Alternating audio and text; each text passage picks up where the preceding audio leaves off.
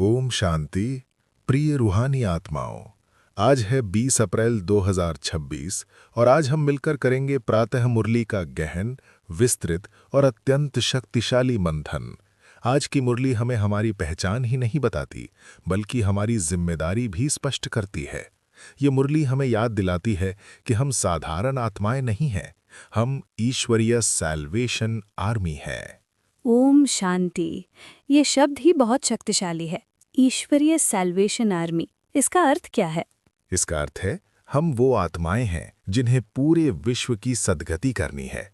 हर आत्मा को दुख से मुक्त करना है और सबकी प्रीत एक परम पिता से जोड़नी है। मतलब ये केवल अपनी मुक्ति का मार्ग नहीं है?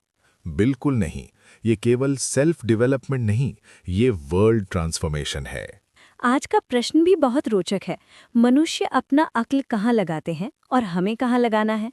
बाबा कहते हैं, मनुष्य अपना अक्ल सृष्टि का अंत खोजने में लगाते हैं।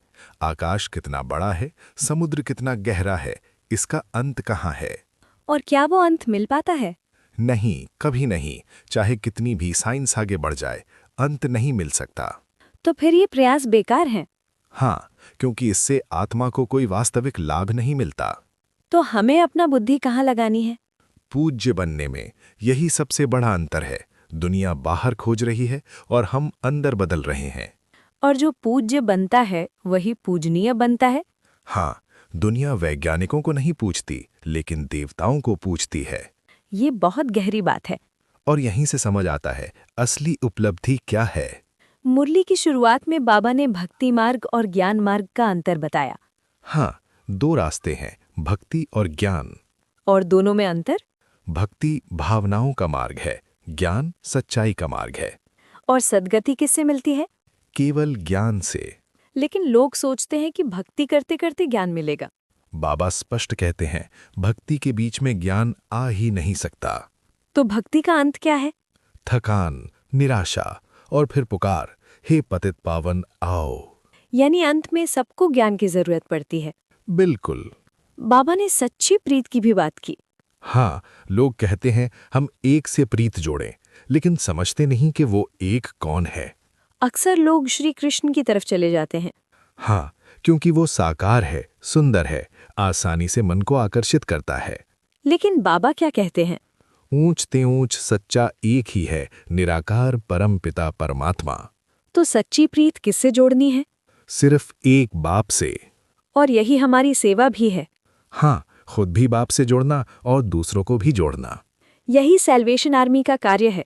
बिल्कुल। बाबा ने कहा दुनिया को परमात्मा का परिचय ही नहीं है।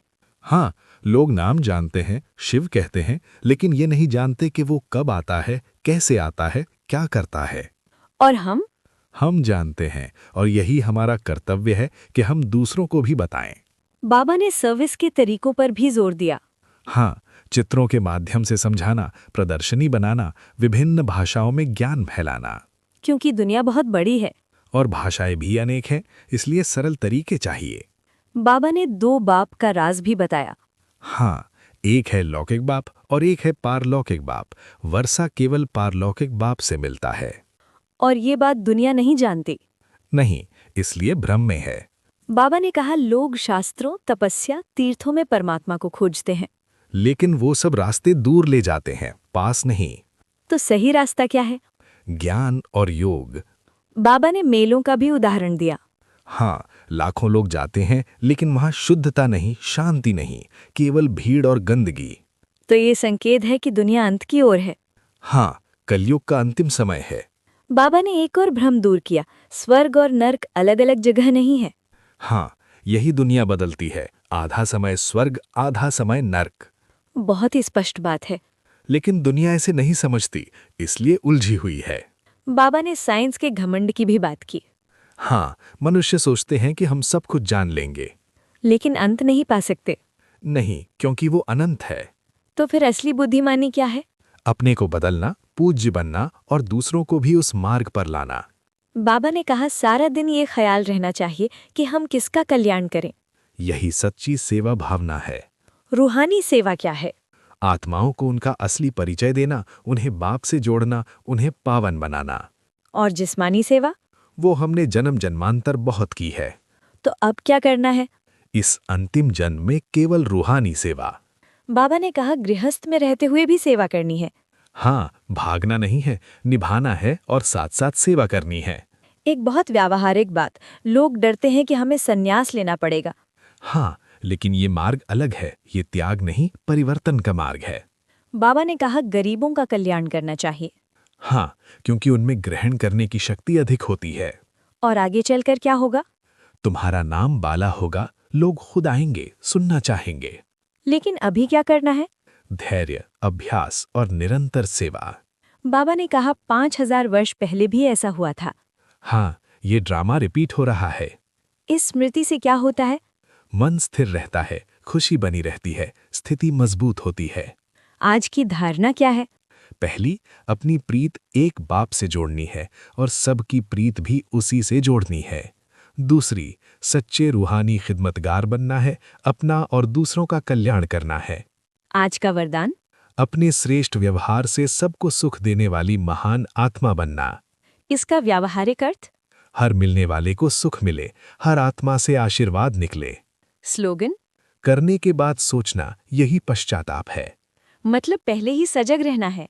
हाँ, जागरूकता ही सुरक्षा है। और अव्यक्त संकेत, मधुरता, नम्रता और इजी नेचर, हर परिस्थिति में अपने को ढाल लेना। तो आज की मुरली का सार, हम ईश्वरीय सैल्वेशन आर्मी है। हमें अपनी बुद्धि को व्यर्थ में नहीं बल्कि आत्मा के उत्थान में लगाना है, खुद भी बाप से जुड़ना है और पूरी दुनिया को भी जोड़ना है। और यही हमारी असली पहचान है। हाँ, और यही हमारी सबसे बड़ी जिम्मेदारी भी। ओम शांति। ओम शांति। बाप की याद में स्थित रहकर आप सभी रूहानी आत्माओं को प्रेम पूर्वक नमस्ते।